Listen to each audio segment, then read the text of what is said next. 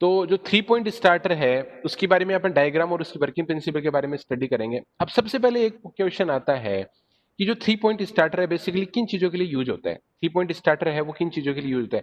जो 3 point starter है वो किसके लिए होता है कि कोई भी जो डीसी मोटर है, देखो मैंने अलग अलग डीसी मोटर्स है उनके बारे में ऑलरेडी मैं बता चुका हूं। आप वीडियोस देखोगे तो आपको आइडिया लग जाएगा कि किस किस टाइप की मोटर्स होती हैं। तो एक होती है डीसी शंट मोटर होती है, एक होती है कंपाउंड बाउंड या डीसी मोटर, या उसको बोलते हैं कंपाउंड मोटर भी बोल सकते हैं अपन, ठीक है।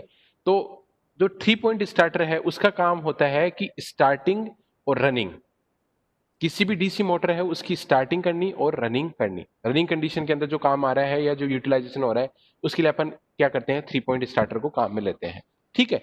अब सबसे पहले क्वेश्चन ये उठता है कि किसी भी डीसी मोटर के अंदर स्टार्टर की नीड क्यों होती है या उसकी जरूरत क्यों होती है। सबसे पहले क्वेश्चन यही आता है कि डीसी मोटर के अंदर स्टार्टर की नीड क्यों होती है। तो स्टार्टर की नीड क्यों होती है, इसी का ही जो सॉल्यूशन है वो ये है कि आप प्रीवियस लेक्चर्स देखोगे तो उसके अंदर ये पता चलेगा कि जो आपने इनपुट वोल्टेज जो ई दिया है, इनपुट वोल्टेज जो ई अप्लाई किया है डीसी मोटर के अंदर, देखो डीसी मोटर क्या होती है, मोटर एक ऐसी चीज होती है जिसके अंदर आप इलेक्ट्रिकल इनपुट देते हो, आउटपुट में आपको मैकेनिकल एनर्जी मिलती है, मैकेनिकल आउटपुट मिलता है। और जनरेटर क्या होता है, जनरेटर के अंदर क्या होता है कि आप मैकेनिकल इनपुट देते हो उसको और आउटपुट में क्या मिलता है, इलेक्ट्रिकल एनर्जी मिलती है। मतलब मशीन क्या होती है, मशीन क्या करती है, वन फॉर्मेट ऑफ एनर्जी को अनदर फॉर्मेट ऑफ एनर्जी में कन्वर्ट करती है, एक फॉर्मेट ऑफ एनर्जी को अदर फॉर्मेट ऑफ एनर्जी में कन्वर्ट करती है, ठीक है। तो जब आप सपोज करो कि डीसी मोटर पे आपने ई सप्लाई लगाई है, मतलब ई वोल्टेज आपने सप्लाई लगाया है, उसका बेक ईएमएफ है वो ईबी है। ये सारी की सारी जो चीजें मैं नए नए टर्मिनोलॉजी यूज कर रहा हूँ, बेक ईएमएफ क्या है, इनपुट वोल्टेज क्या है, डीसी मोटर क्या है, डीसी जनरेटर क्या है, कौन सी एनर्जी को कौन सी एनर्जी में कन्वर्ट करता है, ये सारी की सारी चीजें मैं ऑलरेडी कवर करवा चुका हूँ। कोई भी नई चीज नहीं है, बस प्रॉब्लम ये है कि आप लोगों ने वो लेक्चर्स देखे नहीं है, तो हो सकता है कि ये सब चीजें आपको नई लग रही होगी।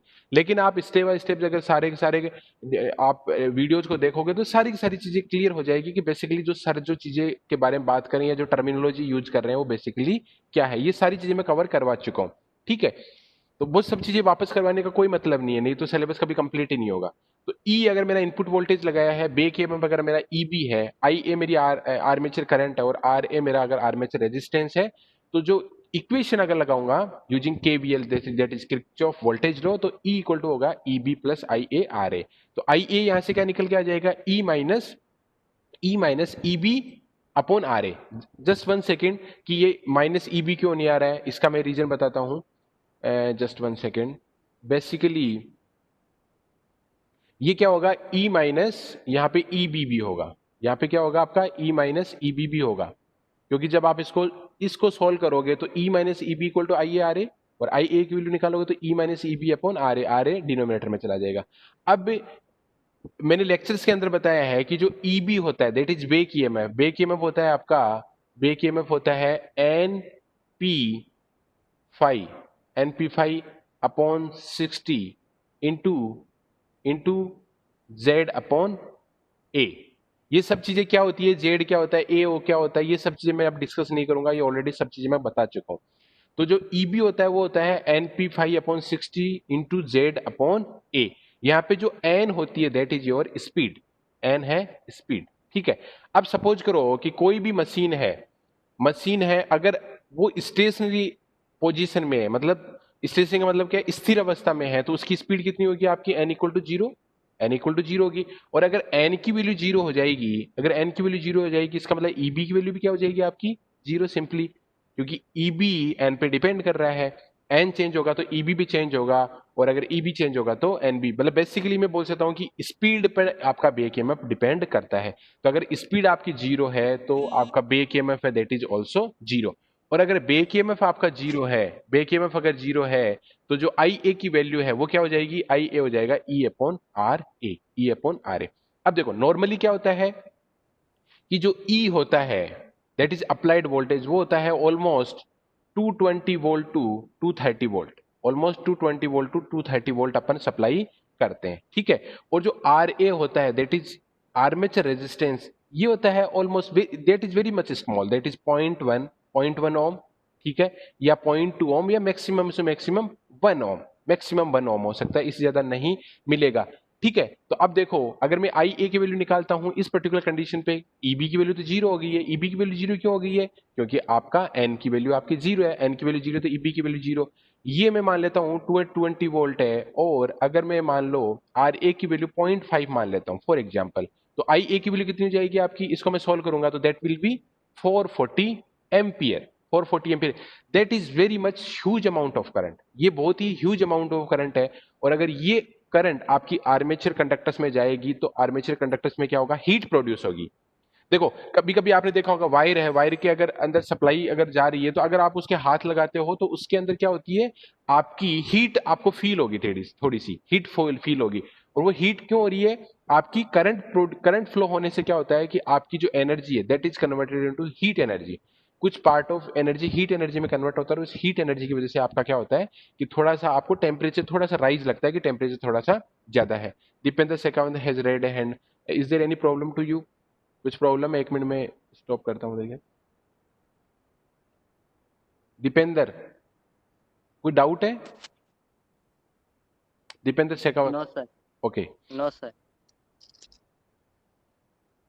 ओके। तो जो आई है, तो ये कितनी अमाउंट ऑफ करंट आई आपकी? 440 एम्पियर। 440 ampere current I. अगर ये 440 एम्पियर करंट आपकी अगर आर्मेचर सर्किट्स में जाएगी तो ये बहुत ही ज्यादा हीट अमाउंट, हीट लॉस करेगी, हीट प्रोड्यूस करेगी। और हीट प्रोड्यूस होने से क्या होता है कि आपकी जो आर्मेचर की वाइंडिंग है वो आपकी बर्न हो सकती है। तो स्टार्टर बेसिकली क्या है? इसी चीज के लिए यूज होता है। तो अपन क्या करते हैं कि we can see from the above equation that the current will be dangerously high at starting. Starting में बहुत ही करंट हाई होगी, और इस हाई होने की वजह से क्या हो सकता है कि आपकी आर्मेचर जो वाइंडिंग है वो लॉस या उसका क्या हो सकती है, बर्न आउट हो सकती है, या वो डैमेज हो सकती है। उसी को ही प्रोटेक्ट करने के लिए अपन या यूज क्या करते हैं? 3 पॉइंट स्टार्टर को काम में लेते हैं। और 3 पॉइंट स्टार्टर का बेसिकली काम क्या हो गया कि to limit the starting current to the acceptable low values. ये जो हाई अमाउंट ऑफ करंट आपको मिल रही है दैट इज ऑलमोस्ट 440 या 500 या 220, अगर 1 ओम का रेजिस्टेंस लेता हूं तो ये हाई अमाउंट ऑफ करंट्स है। ये डीसी मशीन कभी भी बियर नहीं कर सकती है। इसी को कंट्रोल करने के लिए अपन क्या करते हैं? 3 पॉइंट स्टार्टर को यूज में लेते हैं। तो अपन स्टार्ट करते हैं कि कैसे इसका जो 3 पॉइंट स्टार्टर है उसका काम में कैसे यूज होता है और कैसे उसको डीसी मशीन में ये काम आता है। ठीक है, तो सबसे पहले इसका डायग्राम देखते हैं कि ये है डायग्राम 3 पॉइंट स्टार्टर का।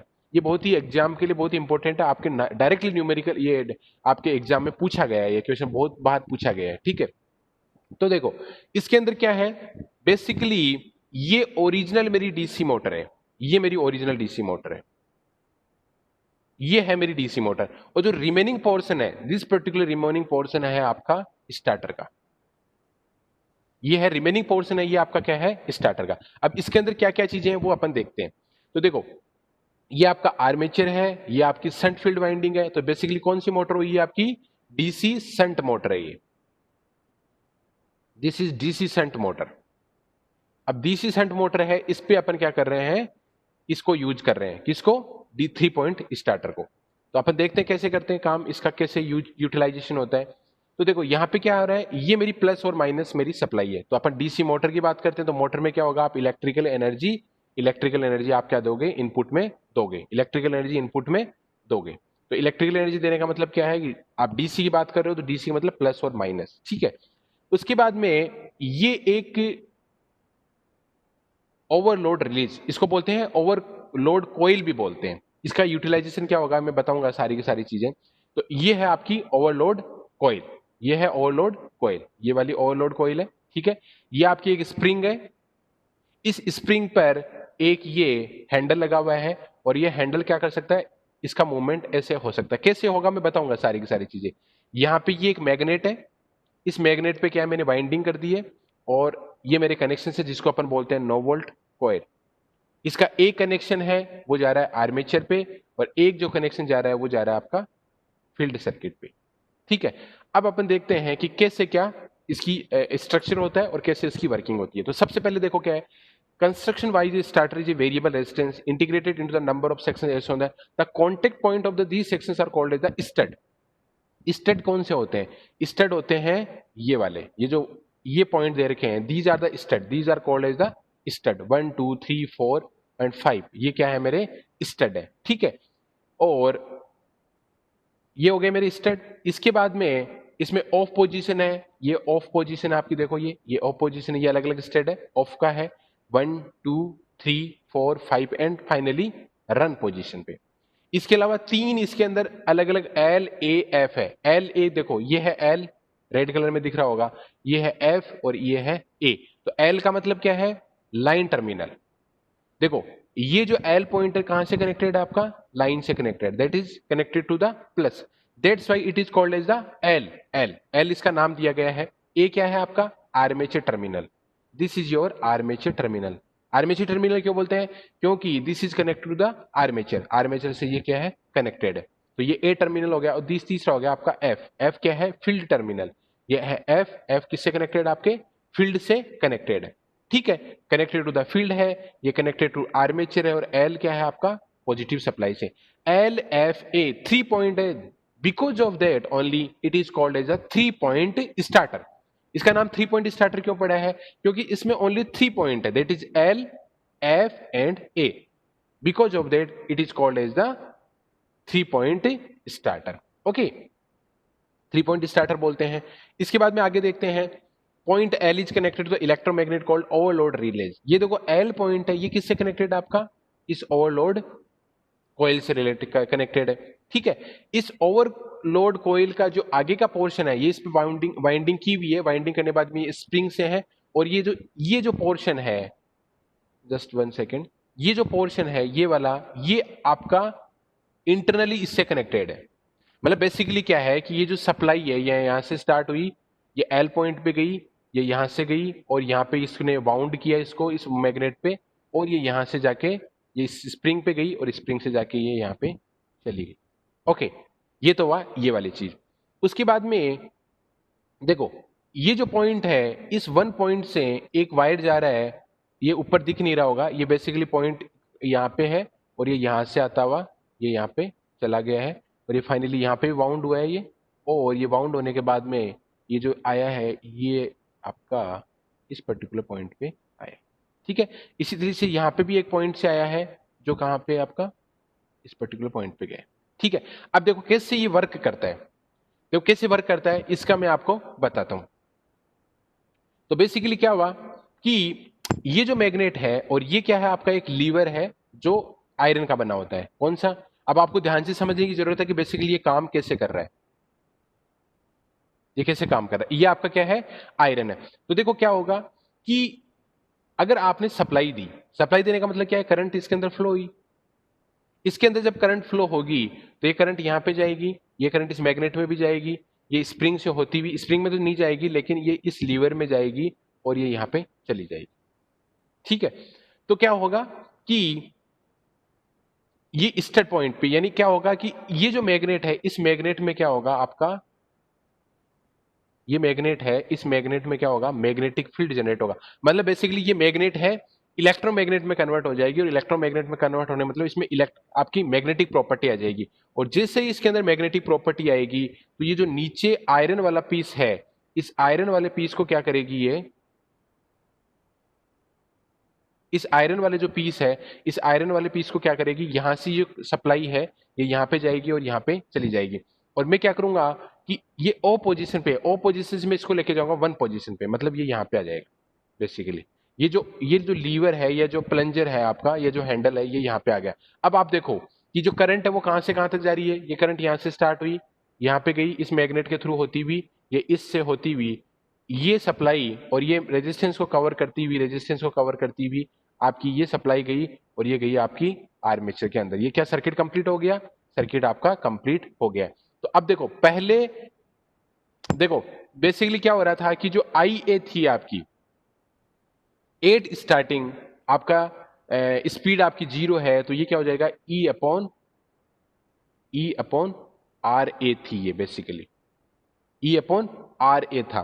तो ये ह्यूज अमाउंट ऑफ करंट थी। अब आपको स्टार्टर का काम क्या है, करंट को रिड्यूस करना। तो देखो अब इसके अंदर देखो आर ए तो आपका आर्मेचर रेजिस्टेंस तो यहाँ पे ही है, ये जो आर ए है ये तो आपका आर्मेचर का रेजिस्टेंस यहाँ पे, लेकिन यहाँ पे कौन कौन से ऐड होंगे, आपका R1 क्योंकि ये तो इसके सीरीज में आ रहे हैं, प्लस R2 प्लस R3 और R4 एंड लास्ट में R5, यानी ये इतने रेजिस्टेंस आपके क्या हो जाएंगे, RA के सीरीज में ऐड हो जाएंगे। तो रेजिस्टेंस अगर इंक्रीज हो जाएंगे तो जो ओवरऑल आपकी आर्मेचर करंट है that will reduce, armature current आपकी क्या हो जाएगी, रिड्यूस हो जाएगी। और वही अपना मोटिव है कि आर्मेचर करंट आपकी रिड्यूस होनी चाहिए। उसके बाद में क्या करोगे आप, जब स्टड नंबर फर्स्ट से पहले ये यहाँ पे थे तो आपका जो रेजिस्टेंस था कौन कौन से आ रहे थे आपके, R1, R2, R3, R4 और R5, ये सारे के सारे रेजिस्टेंस आ रहे थे। अब मैं क्या करूंगा कि ये जो पोजीशन यहाँ पे थी इसको मैं उठा के, इस स्टड को उठा के मैं यहाँ पे डाल दूंगा, यहाँ पे, यानी अब ये आ गया मेरा ये। तो अब करंट क्या हो जाएगी आपकी, E अपॉन RA प्लस, अब रेजिस्टेंस R2 हट गया है क्योंकि करंट कहां से स्टार्ट हो रही है आपकी, यहां गई, यहां से यहां गई, यहां से यहां पे गई है, यहां पे ये वाला पोर्शन आपका कवर नहीं हो रहा है, this particular portion is not covering. R1 resistance आपका एलिमिनेट हो गया, तो अब क्या बच जाएगा, R2, R3, R4 और R5। तो आपकी IA करंट क्या हो जाएगी आपकी, E upon RA plus R2 plus R3 plus R4 plus R5, यानी R1 हट गया, यानी अब करंट पहले के कंपैरिजन में क्या हो जाएगी आपकी, इंक्रीज हो जाएगी। तो साइमल्टेनियसली ये भी तो देखो कि जो N है स्पीड वो भी तो इंक्रीज हो रही है, क्योंकि देखो 8 स्टार्टिंग स्पीड आपकी 0 होगी, लेकिन जैसे ही बैक EMF आएगा आपकी स्पीड कुछ होगी, तो आपका जो नेट बन जाएगा वो E माइनस EB, क्योंकि अब तो EB की वैल्यू कुछ आ गई है, EB वैल्यू कुछ आ गई है, RA आपका रेजिस्टेंस, RA में आपका R2, R3, R4 ये आ रहा है।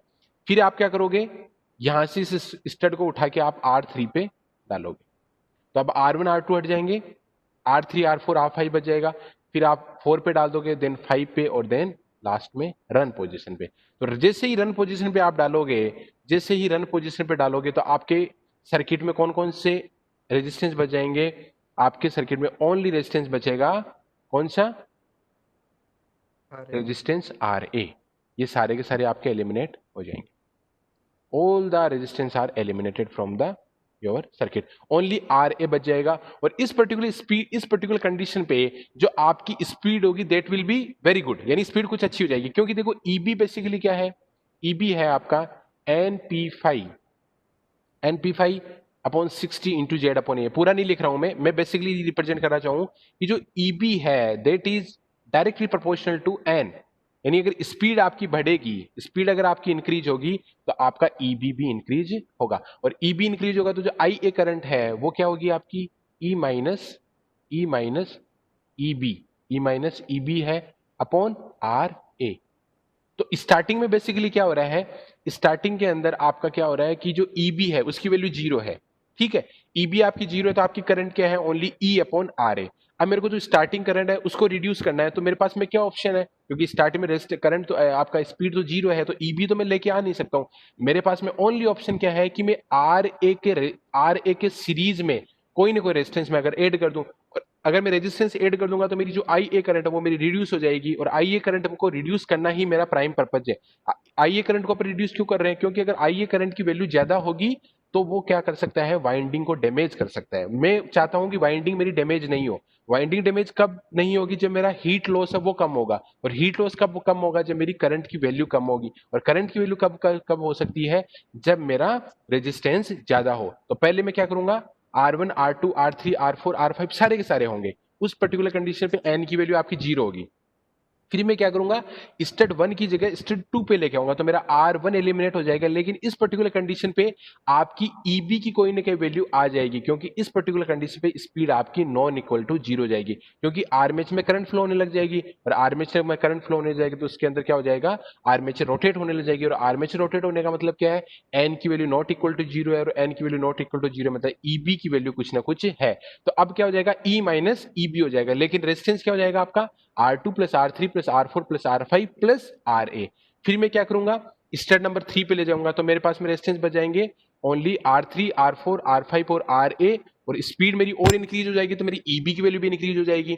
फिर मैं R4 पे ले जाऊंगा, R5 पे, और लास्ट में जाके मैं इस पर्टिकुलर रन पोजीशन पे लेके जाऊंगा। तो ये सारे के सारे जो रेजिस्टेंस है, एक्सटर्नल रेजिस्टेंस है, वो सारे के सारे मेरे एलिमिनेट हो जाएंगे, और मेरे पास में ओनली क्या बच जाएगा कि जो IA है वो E minus EB upon RA, क्योंकि एक्सटर्नल रेजिस्टेंस है वो तो मेरे को हटा नहीं है, क्योंकि अगर एक्सटर्नल रेजिस्टेंस नहीं हटाओगे तो जो एक्चुअल बिहेवियर है सर्किट का, या जो एक्चुअल बिहेवियर है मशीन का, वो नहीं आएगा। तो बेसिकली जो 3 पॉइंट स्टार्टर है उसका जो यूटिलाइजेशन है to control the initial current या जो स्टार्टिंग करंट है उसको रिड्यूस करना है, वो मेरा प्राइम पर्पज है। अब आप ये बोलोगे कि सर ठीक है, ये तो समझ में आ गई कि ये जो स्टड है, अब देखो अगर आपकी कॉलेजेज अगर नॉर्मल ओपन हो जाती है और जब लैब में आओगे तो मैं सारी चीज दिखाऊंगा आपको कि जो 3 पॉइंट स्टार्टर है उसका बेसिकली कैसे स्टड पोजीशन अपन चेंज करते हैं, कैसे उसकी वर्किंग है, प्रैक्टिकल्स करेंगे तब आपको समझ में आ जाएगी सब चीजें। अब देखो धीरे धीरे ये जो स्टड का मूवमेंट है ये मैं क्या कर रहा हूं, मेरे हाथ से कर रहा हूं। मतलब पहले नंबर पॉइंट पे, फिर दूसरे नंबर पे, 3 पॉइंट पे, 4 पॉइंट पे, 5 पॉइंट पे, और जाके जब मैं रन पे लेके आ जाऊंगा इसको मैं फाइनली ये सारा का सारा हैंड मूवमेंट होगा। मतलब कोई ऑटोमेटिकली नहीं हो रहा है, ये हैंड मूवमेंट के थ्रू ही हो रहा है, ऑटोमेटिकली हो रहा है। ठीक है, तो अब मैं क्या करूंगा कि ये जो फाइनली यहां पे आके ये रन पोजीशन पे आके इस रुक क्यों जाती है, इसका मैं रीजन बताता हूं। देखो जब आप ये सप्लाई दे रहे हो, ये देखो आप सप्लाई ये यहां से जाती हुई, ये सप्लाई जब यहां जा रही है तो अगर ये पोजीशन यहां पे है तो देखो ये करंट, एक करंट यहां भी जा रही है, वायर जा रहा है, ये वायर आपका यहां जाते हुए ये इस पर्टिकुलर मैग्नेट में होता हुआ और ये करंट का यहाँ पे जा रहा है। मतलब बेसिकली क्या हो रहा है कि एक मैग्नेट है उसके ऊपर क्या हो रहा है, करंट फ्लो हो रहा है। एक मैग्नेट पे क्या है, करंट आपकी फ्लो हो रही है। जब करंट अगर इसके अंदर फ्लो हो रही है तो ये बेसिकली देखो ये किस में कन्वर्ट हो जाएगा, आपका इलेक्ट्रोमैग्नेट में कन्वर्ट हो जाएगा। This will convert into electromagnet. अगर ये इलेक्ट्रोमैग्नेट में कन्वर्ट हो जाएगा तो इसका मतलब क्या है कि इसके अंदर क्या हो जाएगा, मैग्नेटिक कैपेबिलिटी आ जाएगी या इसमें चुंबकीय शक्ति आ जाएगी। इसका मतलब क्या है, चुंबक की तरह बिहेवियर करने लग जाएगा। और जैसे ही ये पॉइंट, ये जो पीस है, ये ब्लैक ब्लैक दिख रहा है, this is made of iron, ये आयरन का बना होता है। इसका जैसे मूवमेंट 2 नंबर पे है तो ये यहां पे आ जाएगा, 3 पे होगा तो ये यहां पे आ जाएगा, 4 पे आएगा तो यहां पे आ जाएगा, 5 पे होगा तो यहां पे आ जाएगा, और जब रन पोजीशन पे होगा तो ये जो आयरन पीस है that will move from here to here and finally attracted to the this particular magnet. इस मैग्नेट की तरफ क्या हो जाएगा, अट्रैक्ट हो जाएगा, इससे चिपक जाएगा। तो देखो क्या हो जाएगा, ये जो मैग्नेट है, और ये मैग्नेट किसकी वजह से प्रोड्यूस हुई है, क्योंकि इसके अंदर करंट आपकी फ्लो हो रही है, और करंट फ्लो हो रही है तो ये मैग्नेट की तरह बिहेवियर कर रहा है। और इस मैग्नेटिक प्रॉपर्टी की वजह से क्या हो रहा है कि जो आयरन पीस है इसको क्या कर रही है, होल्ड करके रख रही है। कब तक होल्ड करके रख रही है, जब तक कि इसके अंदर मैग्नेट प्रेजेंट है या मैग्नेटिक पावर प्रेजेंट है। और मैग्नेटिक पावर कब तक प्रेजेंट है, जब तक कि इसको सप्लाई दी जा रही है। इसको सप्लाई बंद होने का मतलब क्या है, सिंपली देखो इसका मैं और आपका इसका एडवांस वर्जन बता देता हूं कि अगर इसके अंदर सप्लाई बंद होगी, फॉर एग्जांपल यहां से कोई भी सप्लाई नहीं आ रही, कि मान लो कि ये सप्लाई मेरी ऑफ हो गई। अगर ये सप्लाई मेरी ऑफ हो गई तो देखो यहां पे भी सप्लाई नहीं है, यहां पे भी कोई सप्लाई नहीं है, यहां पे भी कोई सप्लाई नहीं है, और इस पर्टिकुलर मैग्नेट के अंदर भी कोई सप्लाई नहीं है। अगर इस मैग्नेट के अंदर सप्लाई नहीं होगी तो ये इलेक्ट्रोमैग्नेट बनेगी नहीं। इलेक्ट्रोमैग्नेट नहीं बनेगी मतलब इसकी मैग्नेटिक प्रॉपर्टी होगी नहीं। मैग्नेटिक प्रॉपर्टी नहीं होने का मतलब क्या है, किसी भी आयरन के पीस को ये किसी को भी आयरन पीस को ये होल्ड रख नहीं सकती है, उसको उसको उसके साथ में चिपक के रह नहीं सकती है। अगर इसके साथ चिपक नहीं रह सकती है तो देखो ये देखो स्प्रिंग है, बेसिकली ये स्प्रिंग का मूवमेंट है। तो स्प्रिंग यहाँ पे क्या कर रही है, अपने आप को खींच रही है, क्योंकि देखो स्प्रिंग धीरे धीरे मूवमेंट करके फाइनली क्या हो रहा है, आपका जो आयरन का पीस है उस पे जाके ये होल्ड हो रही है। जैसे ही आयरन के पीस ने या मैग्नेट प्रॉपर्टी उसकी मैग्नेट की मैग्नेटिक प्रॉपर्टी खत्म हो गई तो क्या हो गया, ये आयरन का पीस है, ये क्या हो गया, सिंपली मूवमेंट करने लगा है वापस। क्यों करने लगा है, क्योंकि जो स्प्रिंग फोर्स है इसको वापस अपनी ओरिजिनल पोजीशन पर लेके आना चाह रहा है। यानी जब तक करंट प्रेजेंट होगी तब तक तो ये आयरन पीस इसके कांटेक्ट में रहेगा, और जैसे ही करंट अगर आपकी ऑफ हो जाएगी तो वापस ये जो हैंडल है ये वापस मूवमेंट करके आपका ओरिजिनल पोजीशन पे आ जाएगा। और अपने को हमेशा ओरिजिनल पोजीशन चाहिए, क्योंकि जैसे ही करंट आपकी ऑफ हो जाएगी या वोल्टेज आपका ऑफ हो जाएगा या वोल्टेज चला जाएगा तो स्पीड वापस क्या हो जाएगी, मशीन ऑफ हो जाएगी। मशीन ऑफ हो जाने मतलब स्पीड आपकी जीरो हो जाएगी। स्पीड जीरो होने का मतलब अगर वापस सप्लाई आती है तो वापस आपको वो का वही प्रोसीजर करना है जो कि आपने पहले किया है। पहले आप स्टेप नंबर 1 पे लेके जाओ, देन 2 पे, देन 3 पे, देन 4 पे, देन 5 पे, देन फाइनली रन पोजीशन पे लेके आओ। और रन पोजीशन पे इसको होल्ड किसने कर रखा है, इलेक्ट्रोमैग्नेट ने। और इलेक्ट्रोमैग्नेट किसकी वजह से बनी है, करंट की वजह से। और करंट आपकी जीरो हो जाएगी तो इलेक्ट्रोमैग्नेट नहीं बनेगा, उसकी मैग्नेटिक प्रॉपर्टी जीरो हो जाएगी, मैग्नेटिक प्रॉपर्टी होगी नहीं उसके अंदर। मैग्नेटिक प्रॉपर्टी नहीं होगी तो आयरन के पीस वो होल्ड नहीं कर सकती है, और आयरन के पीस वापस ओरिजिनल पोजीशन पे आएगा किसकी हेल्प से, स्प्रिंग की फोर्स की वजह से। क्योंकि स्प्रिंग क्या करता है, जैसे देखो, अगर आपने कोई स्प्रिंग लेयर की स्प्रिंग को आप खींचोगे, अगर आप उसको रिलीज करोगे तो वापस अपनी ओरिजिनल पोजीशन पे आएगी, क्योंकि कोई भी चीज क्या करती है, अपनी हमेशा साम्य अवस्था पे या इक्विलिब्रियम कंडीशन पे रहना चाहती है। वो चाहे वो इंसान हो, चाहे वो जानवर हो, या कोई ऑब्जेक्ट हो, कोई भी हो। पेंडुलम देख लो, पेंडुलम का मूवमेंट कर रहा है, कोई भी चीज को अगर आपने ऐसे मूवमेंट किया है, मूवमेंट करते करते धीरे धीरे उसकी ऑसिलेशंस खत्म होते होते फाइनली कहां पे जाके इकट्ठा हो जाएगा, वो एक पर्टिकुलर ग्राउंड पोजीशन पे, या जो एकदम हॉरिजॉन्टल पोजीशन है उस पे जाके वो स्टेडी स्टेट या उस पे स्ट्रेस नहीं आ जाए। उसका रीजन क्या है? उसका रीजन यह है कि कोई भी ऑब्जेक्ट हो, कोई भी ह्यूमन बीइंग हो, वो हमेशा क्या करना चाहता है, इक्विलिब्रियम कंडीशन पे रहना चाहता है। ओके, तो ये वाली चीज हुई। तो देखो, तो ये कंस्ट्रक्शन मैंने बता दिया है, इसके अंदर जो वर्किंग है वो मेरी सारी की सारी इसके अंदर बता दी है कि क्या हो रहा है। ये मैंने थ्योरी पोर्शन है इसका, आप देख सकते हो। थ्योरी पोर्शन जब आप पढ़ोगे तो आपको पता चल जाएगा, ठीक है, कि बेसिकली मैंने सारा सारा इसके अंदर बता दिया है। अब देखो, वर्किंग ऑफ प्रिंसिपल भी बता दिया है, कि सारी चीजें मैं बता चुका हूं। अब देखो, ये जो नो वोल्टेज कॉइल है उसका यूटिलाइजेशन क्या है, ये भी मैं कवर करवा चुका हूं। जो नो वोल्टेज कॉइल है उसका जो मीनिंग क्या है, या नो वोल्टेज कॉइल का यूटिलाइजेशन क्या है। ये बेसिकली नो वोल्टेज कॉइल क्या काम कर रही है, आपके जो आयरन पीस है इस हैंडल का, उसको क्या कर रही है, सिंपली उसको अट्रैक्ट करके रख रही है, उसको जस्ट कंबाइन करके रख रही है। उसका एक ही काम है, इसके अलावा और भी कोई भी काम उसका नहीं है, ठीक है। या जैसे ही अगर सप्लाई ऑफ हो जाएगी तो इलेक्ट्रोमैग्नेटिक प्रॉपर्टी खत्म हो जाएगी, तो आपका जो हैंडल है वो ओरिजिनल पोजीशन पे आ जाएगा। तो अब जो मेन चीज है कि इसका जो ड्रॉबैक है वो क्या है, थ्री पॉइंट स्टार्टर का ड्रॉबैक क्या है। कोई भी चीज का ड्रॉबैक होता है, उसकी कोई ना कोई आपकी डिसएडवांटेज होते हैं। तो डिसएडवांटेज इसके क्या है, तो जो थ्री पॉइंट स्टार्टर है वो किससे सफर करता है, serious throwback of Motors with large variation of speed. देखो, एक फॉर्मूला है जो मैंने पहले क्लासेस के अंदर बता चुका हूं मैं, उसी को यूज कर रहे हैं अपन यहाँ पे। एक फॉर्मूला है कि जो बेक ईएमएफ है 5 मिनट के अंदर ये ऑफ हो जाएगा। ओके, कोई प्रॉब्लम नहीं है।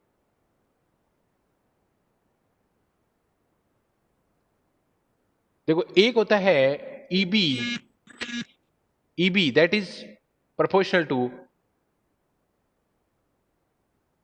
एन अपॉन 5, नहीं sorry, EB N is proportional to EB upon 5 होता है, sorry sorry, N is proportional to EB upon 5। यानी ये है आपकी फील्ड, फील्ड में से करंट, या इसको मैं प्रोपोर्शनल टू आई एफ भी बोल सकता हूं। मतलब फील्ड करंट जितनी होगी उतनी मेरी फाई होगी। तो फील्ड करंट बढ़ा तो मेरी स्पीड कम हुई, ठीक है। फील्ड करंट अगर ज्यादा होगी मेरी तो स्पीड कम होगी, क्योंकि फाई ज्यादा होगा, फाई ज्यादा होगा तो स्पीड की इन्वर्सनली है, ठीक है। तो अगर मेरे को स्पीड बढ़ानी है तो मेरी क्या होगी, फील्ड करंट को मेरे को कम करनी पड़ेगी। और अगर मेरी फील्ड करंट, देखो फील्ड करंट कौन सी है, ये करंट है फील्ड करंट, ये वाली, ये फील्ड के अंदर जो जा रही है। और ये जो करंट है यही रेस्पॉन्सिबल है इस इलेक्ट्रोमैग्नेट को, इस मैग्नेट को इलेक्ट्रोमैग्नेट बनाने के लिए। तो अगर फील्ड करंट कम होगी तो इसका जो मैग्नेटिक स्ट्रेंथ होगी that will be also less. भाई फील्ड करंट कम होगी तो जो मैग्नेट, क्योंकि तो इलेक्ट्रोमैग्नेट का बिहेवियर है कि जितनी ज्यादा करंट होगी उसमें उतना ही फ्लक्स जनरेट होगा, या उसकी मैग्नेटिक प्रॉपर्टी उतनी स्ट्रॉन्गर होगी।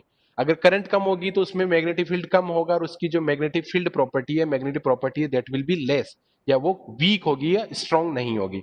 तो अगर आप फील्ड करंट कम करोगे, स्पीड तो आपकी बढ़ जाएगी, लेकिन आपकी जो फील्ड करंट है, फील्ड करंट है वो वैल्यू कम हो जाएगी। और फील्ड करंट की वैल्यू कम होने का मतलब क्या है, इस मैग्नेट की जो मैग्नेटिक स्ट्रेंथ है दैट विल बी रिड्यूस। और इस मैग्नेटिक फील्ड की अगर रिड्यूस हो रही है स्ट्रेंथ, तो इसका मतलब जो इसकी जो होल्डिंग कैपेबिलिटी है, जो होल्डिंग कैपेसिटी है इस आयरन की, वो लेस हो जाएगी।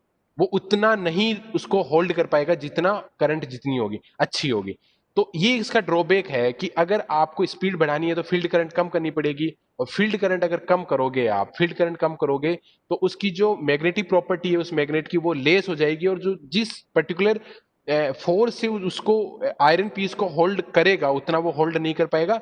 और देयर इज ए चांसेस कि अगर स्पीड आपकी इंक्रीज हो जाए तो वो क्या करे, उस आयरन पीस को वो लूज कर जाए, वो मैग्नेट लूज कर जाए, तो ओरिजिनल कहां पे आ जाएगा, इनिशियल पोजीशन पे आ जाएगा। बल्कि वो रनिंग कंडीशन के लिए वो चीज होनी नहीं चाहिए। रनिंग कंडीशन के अंदर कंटिन्यूसली रन पोजीशन पे ही रहना चाहिए। लेकिन मान लो कि फील्ड करंट, आप स्पीड आपकी बढ़ गई, फील्ड करंट कम हो गई, फील्ड करंट कम होगी तो उसकी मैग्नेटिक प्रॉपर्टी कम हो गई, या मैग्नेटिक स्ट्रेंथ कम हो गई। मैग्नेटिक स्ट्रेंथ कम होने का मतलब क्या है कि वो उसको आयरन पीस को उतना होल्ड नहीं रख पाएगा जितना वो रखना चाहिए। और वो रख नहीं पाएगा, इसका मतलब क्या, ओरिजिनल पोजीशन पे आ जाएगा। वो अपन एक्सेप्टेबल नहीं है, वो उसको अपन एक्सेप्ट नहीं करेंगे। ये थ्री पॉइंट स्टार्टर का एक क्या है, ड्रॉबैक है। ये 3 पॉइंट स्टार्टर इसकी तरह से ये आपका कंप्लीट होता है कि 3 पॉइंट स्टार्टर को अपन यूटिलाइजेशन क्यों करते हैं, स्टार्टिंग करंट को रिड्यूस करने के लिए, और कैसे कैसे करते हैं वो मैंने सारे डिटेल में आपको बता दिए। अब अगर किसी को डाउट है तो वो मेरे को पूछ सकता है। किसी को कोई भी डाउट है तो ही और सी कैन आस्क टू मी।